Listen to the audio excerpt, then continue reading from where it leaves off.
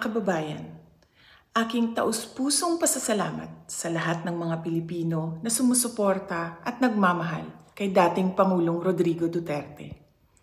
Sa mga kababayan natin sa Pilipinas, the Netherlands at iba't ibang panig ng mundo, napakalaking bagay para kay Pangulong Duterte ang pagtitipon ninyo para sa kanyang pag-uwi at kaarawan. Maraming salamat at napapagaan nito ang mga hamon na hinaharap niya ngayon.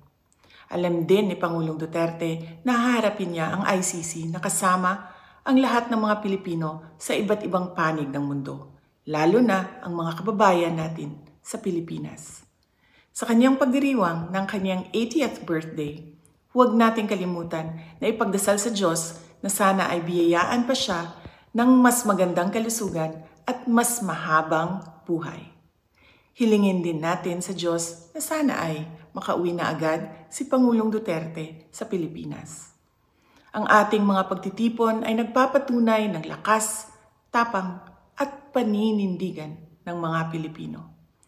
Sana ay magpatuloy din ang inyong suporta at pagmamahal sa ating dating Pangulo hanggang sa darating na halalan ng ating mga senador. Sa inyong kaisog, suporta o pag-ampo, kami nagasandig o naghinaot nga atong makabot ang hustisya alang kang Rodrigo Duterte sa mga Pilipino ug sa atong nasod Pilipinas. Syukran.